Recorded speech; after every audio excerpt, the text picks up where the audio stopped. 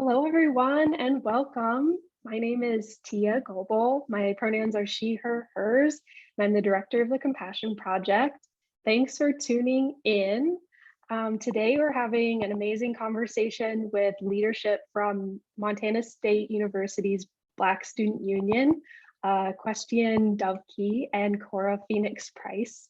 So thank you both so much for being here. How are you doing today? Yeah, really good. I'm very excited. We have a lot of fun things to share. Yeah. Awesome. It's fun Yeah, to I have a can't. nice conversation out of the cold. Yeah, absolutely. So to kind of frame this conversation, February is Black History Month.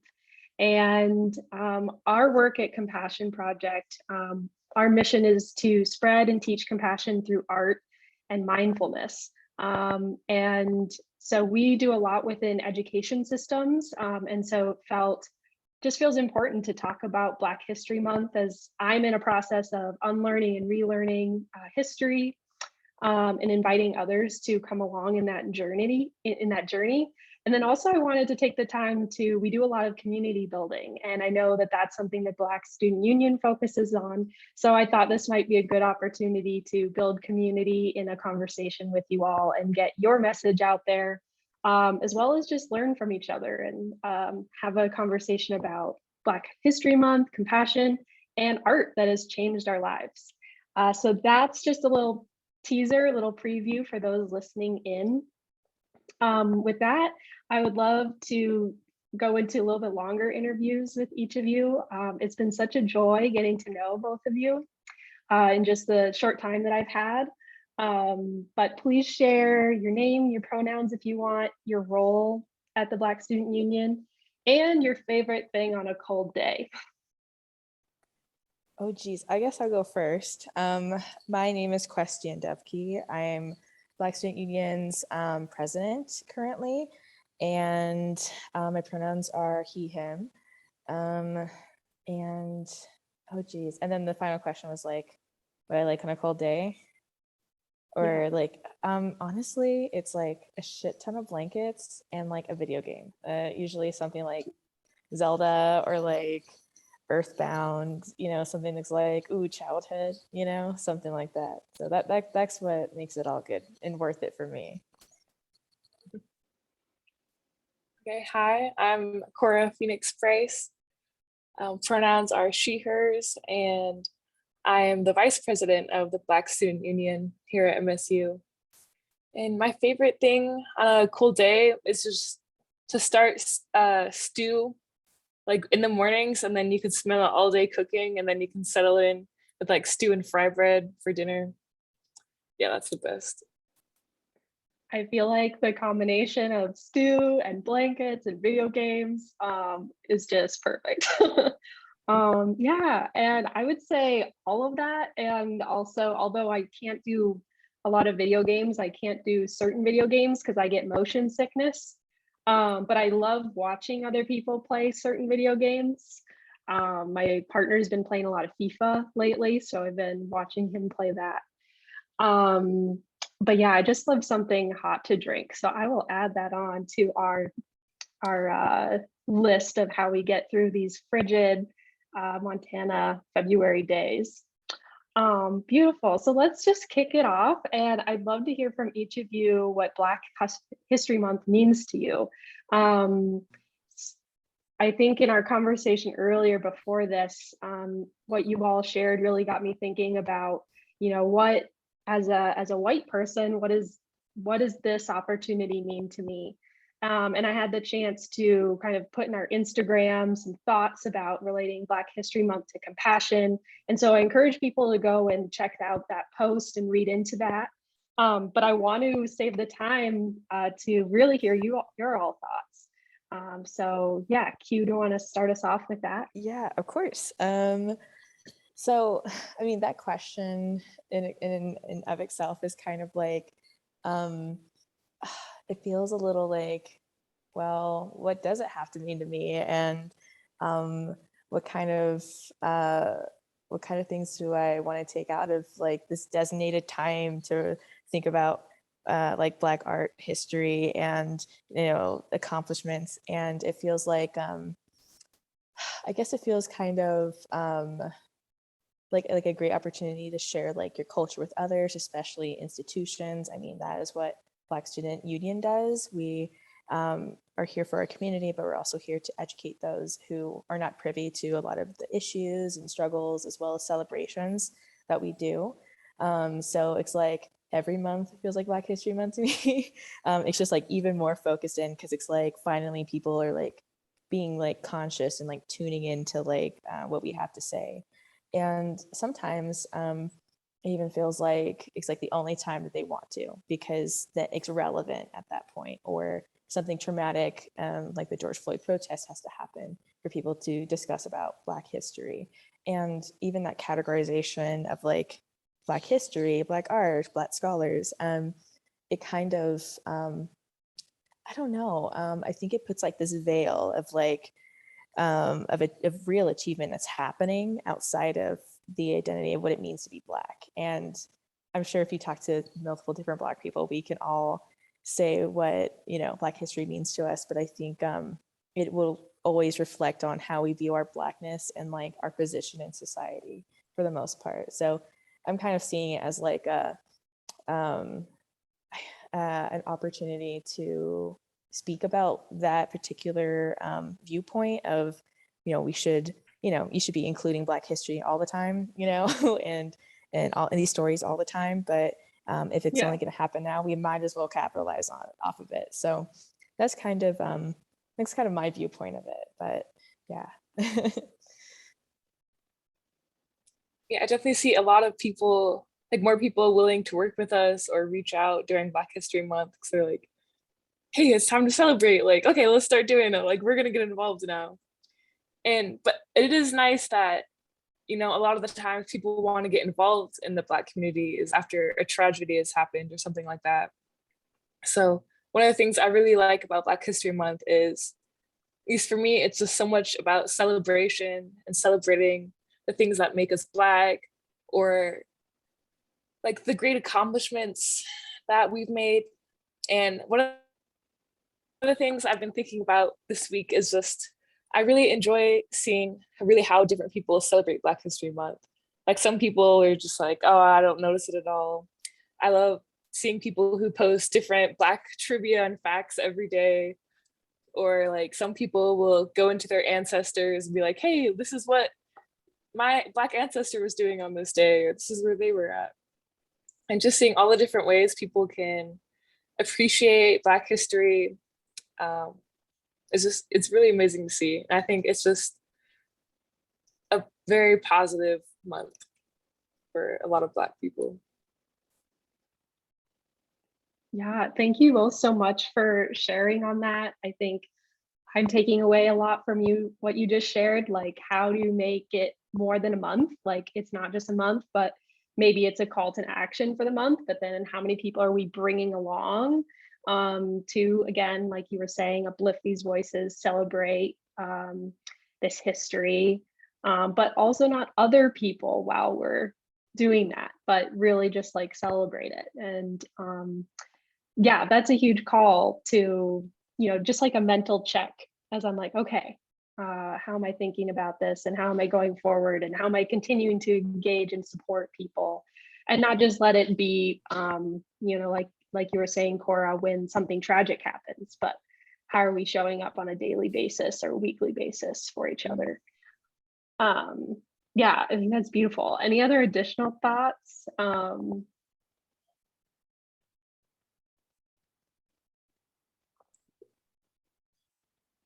Nothing that I can think of right now.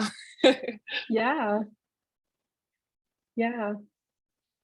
There was one thing that was mentioned when we talked before, and I just wanted to uplift it, was that like the pressure to be like extraordinary.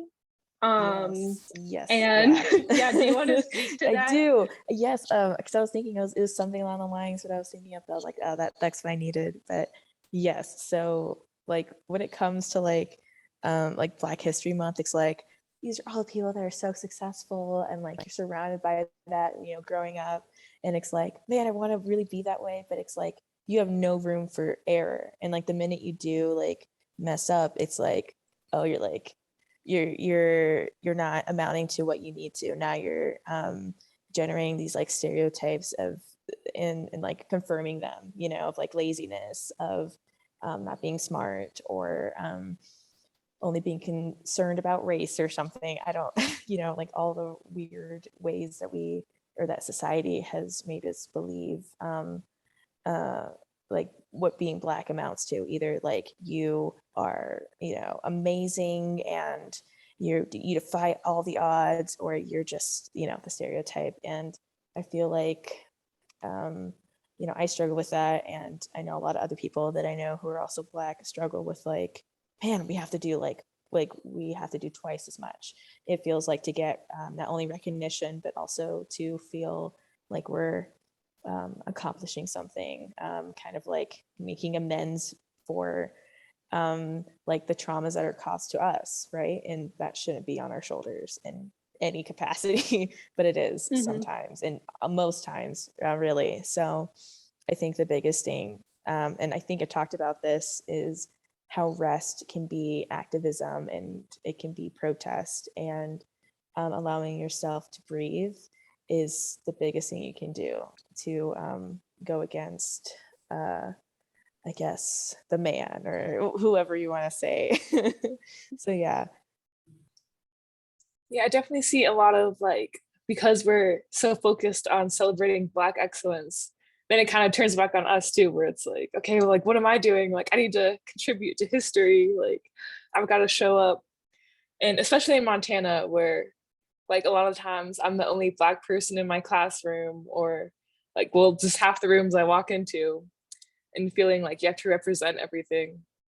And it just gets, especially like, you can feel it a little bit more during Black History Month, because people are like, okay, like, tell us, you know, everything to do with being Black or something like that. So Yeah, and it's like boiling down the identity even more, and you're like, oh, I'm a spokesperson now. Like even in my classes when we would read books from like Black authors, and we would have to discuss about, you know, these hard topics, I'm kind of thankful, but it kind of sucks that like I'm put in this position of having to educate people all the time, because they're not comfortable with talking about race themselves, because they feel like, oh, like, where's my place in this? And it's like, everyone has a place in it. It's a hierarchy for a reason. And I think the more that you don't talk about it, the more it kind of festers and like bleeds into other areas of your life. And then that's when we do get bigger tragedies, and that's when we do let things that can be prevented not be prevented, because we are too afraid to talk about really hard things. So I think it's interesting that, you know, we're contacted for like Black History Month events, and then after that it's like silence. And so I guess just to go back to my previous point, it's like, you know, contact us all the time. Always be thinking about the things that you know you aren't thinking of, like have a reminder or a list, and I guess like challenge yourself to participate in things that make you uncomfortable, and learn, you know, how you can help. And, you know, that allyship, or always that's like a new thing, that it's not new, but more popular, I would say more mainstream of an idea that's been in the stratosphere of like social justice. So yeah, I think all of that's important, you know. Yeah. Yeah, absolutely. And thank you for naming some things that, yeah, will make folks uncomfortable. And, you know, if folks are uncomfortable listening to this, like, stay present, stay here, you know, listen. And that's how we can be changed. And that's an act of compassion, right?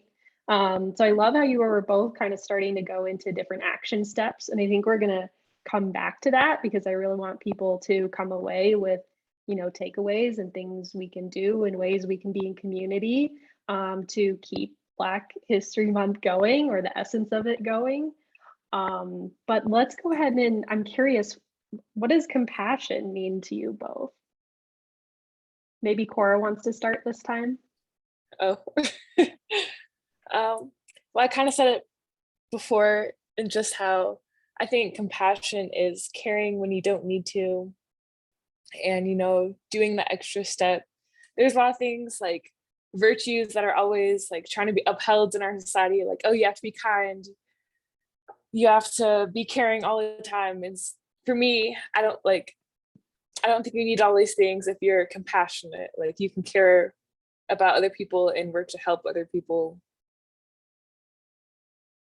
And yeah, I'm not sure where else I was going with that. Why don't you take over, Q? Yeah, Yeah, one can I just second. Okay, can we're I good. just chip in one quick thing? Mm, Yeah, just because it was relevant to what you're saying, Cora. But yeah, I think it kind of comes back to like the white privilege interacting with Black History Month is like, I wouldn't, folks with a lot of different kinds of privileges wouldn't have to engage with this month, but care and compassion would be choosing to anyway. And yeah, like actually taking that step that is necessary, but that you're not pressured to, right? That there isn't like no one's like holding you accountable to, unfortunately. Um, so yeah, I think it just ties in. But thank you so much. Yeah. Well, I yeah. think sometimes compassion is holding other people accountable, and Mm-hmm. yeah. Go ahead, Q. Yeah, no, Yes. no. But like to like totally expand on that, it's like when you say like compassion is caring when you don't have to, I'm like, yes, this is it. This is this is like the pinnacle of you don't have to understand others to respect them and to know, like the struggles that they're fighting. And it's like you're gonna inevitably connect with people, hopefully, outside of what you're comfortable with, outside of what you grew up with, and you're gonna have to learn how to um, like not deal with it because that sounds like a burden, but like navigate those situations and navigate, I guess, the values that you've held and whether or not you should ditch those if they're like really based on whether or not you can see a person as a person. And it's like I think just like before when we were talking about people and their conversations around race and other things make them comfortable, it's like that compassion you kind of have to call up to like encourage yourself to still be present and to still participate in things that just make it really hard to. I know like there's a lot of guilt for a lot of white people around the heritage. There's a lot of I guess like this wound that's like having a hard time healing because we keep picking at the scab but never like dressing it up, making like checking on it, but we just keep like picking at it instead of really going to like, well, how can we heal from this? What kind of systemic changes can we have to fix this guilt and to I guess address it really.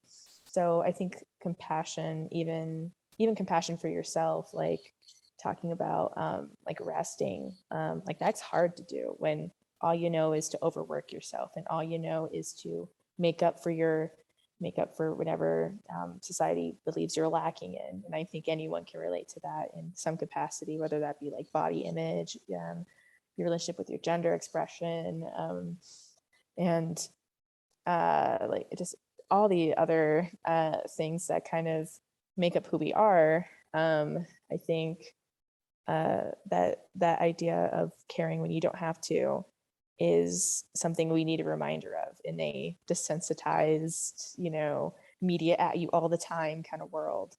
So yeah. Well, I like what you said a little, like, about having kind of compassion for yourself, because I know, especially for Black people, just being on all the time and having to defend yourself or fighting against racists, like sometimes like, oh, when someone else was shot, it's like I just need to have some compassion for myself and take a step back and like know that I'm giving all that I can and like know what is the boundary for me and to take those rests when you need to. Yeah, totally agree with that. I think especially in 2020, it was like I needed a break. Like I was, oh my gosh, it was really hard seeing people you know, you see yourself in like little girls, you know, or like Black queer people, you know, being harassed and hurt and killed. It's it's like very minimal steps to get to you specifically, you know, and it's like, man, I don't know how I'd feel if like my identity became this icon for something, and like my individuality kind of melts in with all the others who are victims to this. That's like the biggest thing I've been thinking of. It's like, oh my God. And it's I don't know, it's really hard, and I feel like I like what you said about boundaries, because I think that's another big thing that people talk about along with allyship is like, where are your boundaries with yourself and like this, you know, traumatic content, and also like where do you fall in like that sharing of that content? I know there's like a big thing of like, you know, if you're white and you're like reposting like videos that are just, I just would rather not see, not because it's like I want to be ignorant, but it's like I've seen enough of it, and we've all seen enough of it, and that's for the courts and the legal systems, because we already have the reminders in our bodies. We already have that generational trauma coursing through us already, and so it's like when you just keep hammering and the nail's like about to fall out, you know, the other side of the plyboard. And now you're going to take like a drill and like push it into the ground, and like, you know, you just keep drilling it. And for some people, I don't even know if I can consider that constructive, as much as I do see it as like this weird profiting off of Black pain, because it just, there's like so much that goes into it. But that compassion for others is like putting yourself in a situation where you're like, I wouldn't even want to have this happen to me, you know? So that's the most I think I could say. But Yeah, thank you both so much. I think you both just named so many, I mean, just powerful truths. Thank you so much for sharing them with me and with anybody listening. I am just like so honored to be in conversation with you both. And I think it's so important to like uplift and celebrate, you know, people in our community, both of you doing this work and building community, and speaking out, but also taking care of yourselves. And I hope that this school year you get to do that, because I know it's really taxing to be a student and then like an organizer on top of that, and then probably working jobs on top of that. So know that your time and your energy is so valued, and your humanity. With that, on the topic of humanity, I would love to hear from each of you like an art piece that changed your life. And if you can just share maybe just like 60 seconds on like what it meant to you, and how it changed your life. And we can link and share those in the comments or in the attachments to this video. do you want to go first, Cora, or do you want me to go first? You can go. You're dying to talk. I know. I know. So the one piece that always comes to mind when people are like, what's one thing? It's this poem I had to memorize in 10th grade. I was part of a Poetry Out Loud, and it's basically a program where you know, learn different poems and you recite them. And I love that theatrical part of it. But the poem that I recited was called Dawn of Man by Max Ritvo. Even though he isn't a Black artist, he is an artist that did have cancer. And it's not funny, but you know, after I did my performance, it didn't get qualified for state or anything. My mom told me she ended up having cancer, so I was like, oh, you know. So the one thing that sticks with me is this one line that goes, I'm told to set myself goals, but my mind doesn't work that way. I instead have wishes for myself. Wishes aren't afraid to take on their own color in life. And I think about that often because it's like, oh my gosh, I'm someone that's very goal oriented. I'm like, I need to do this, this, and this. I'm very like on top of it. I plan things, and I'm very strategic with. I know my boundaries and I know like the time thresholds for it. And so when you reframe that as like wishes, it's like you're reminded of your childhood and healing that everyone's talking about healing their inner child and being, I guess, aware of how our goals are beyond us, because I mean, there's a reason behind them. Like one of my many reasons is contributing to people knowing more about Black art, because I am an art history major, and being interested in like digital communities and how they inform our, I guess, like daily lives and like real life. And all these things amount to something because I have experience, I have this wish fulfillment. So yeah, I think that's one thing I continue or keep, I guess, cognizant when I'm, working hard at like a paper or at like an application for a scholarship. So yeah, that's mine. So cool. Thank you. Okay, so mine isn't as arty. It is a book I read, I think in high school. It might have even been like required reading. It's called Nickel and Dimed. I don't remember who it's by. And it's not a book I'd relate to now. It's about a white journalist who's like well off in life, and she's basically like, I'm gonna go see what it's like to actually work and be poor. So she gives up all her money and is like, okay, I'm gonna start like working. And you quickly see like she's like, oh, my old, like I have to work so hard, I never have any time, and all my old injuries are coming back, and like just the struggle that she has. And the thing that I really took away from it was just the privilege I have of time and having time to do things. Like I have time to read this book. I have, I don't struggle. I'm not sorry. I'm not struggling to survive every day. Like that's like such a privilege that I have, and I try to value all the time.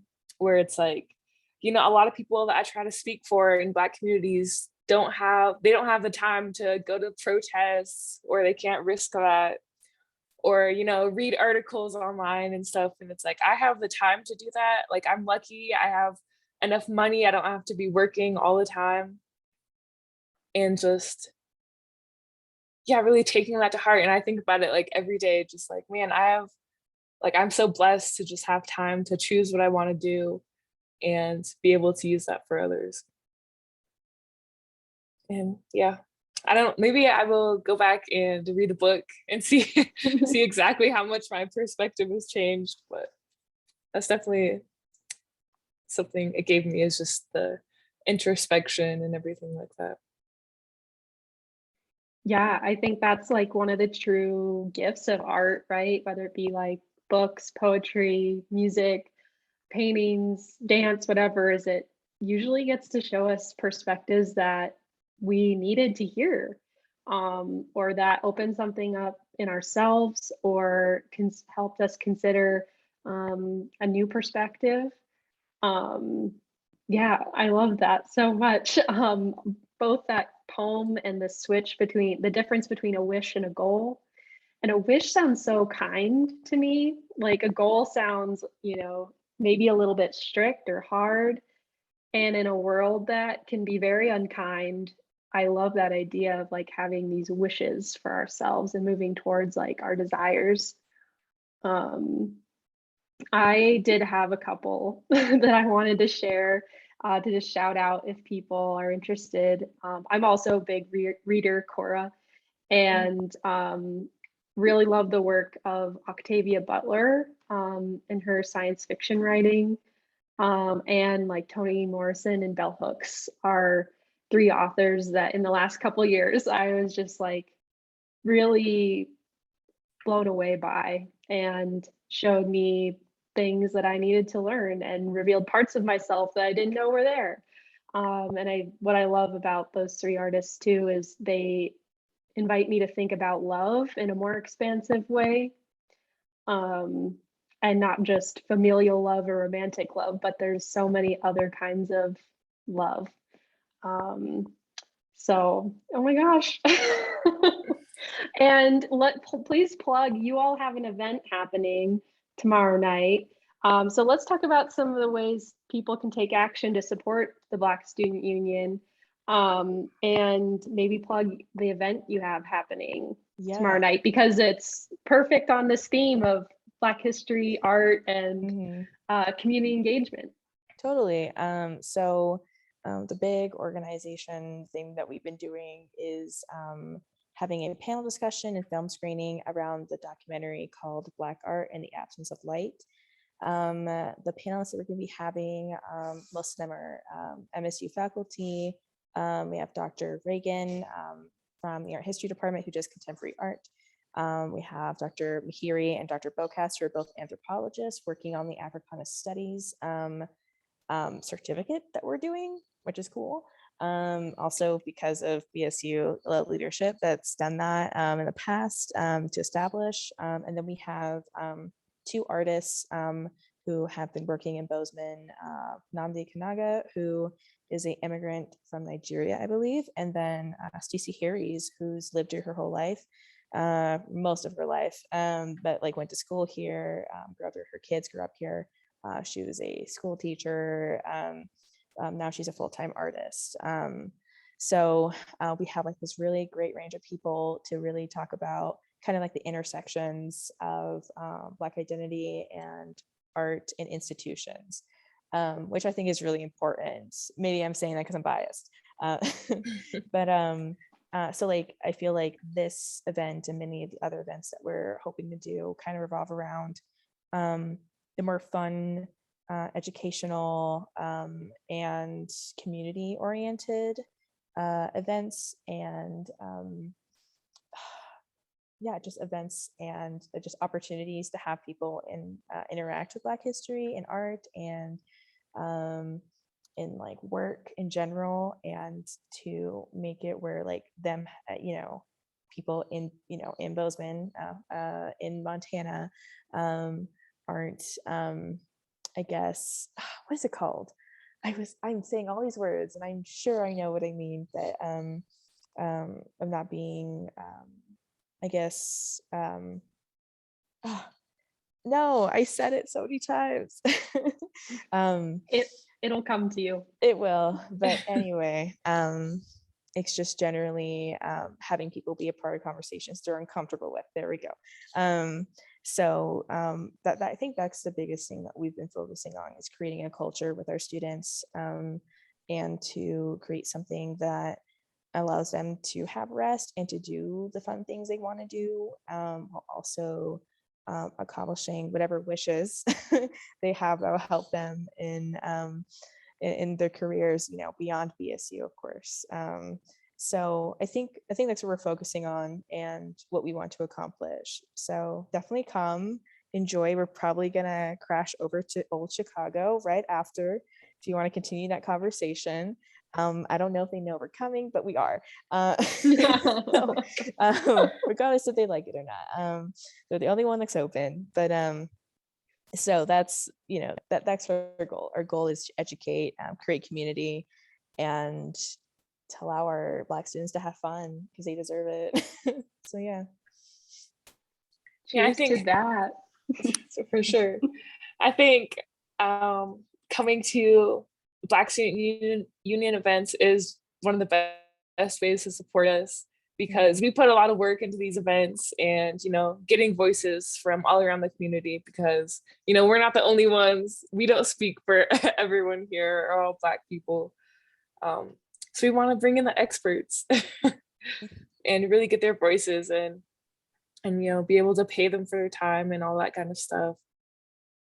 And yeah, I think the best way is coming to our events, and if you want to send any donations or anything, we'll also have our Venmo. Yeah. Yes, absolutely. So lots of ways for folks to support, to learn more, make a donation. Compassion Project is going to make a donation, and we encourage you all to do the same. Go to the event tomorrow night. Hopefully this is up in time to help promote that. I'm excited for it. And yeah, follow the Black Student Union at MSU on Instagram and Facebook. And you all have an email list too, so you can hop on that. Perfect. Well, thank you all so much. I value you both so much and appreciate your time and your energy and all the advocacy and community building you're doing at MSU. I graduated there and am so hopeful about positive change continuing to happen. Thanks to folks like you. So thank you so much, and we'll stay in touch and have an awesome week and an awesome year. Yeah. Thank you. Thanks for having us. Yeah. Ooh, that was so in sync.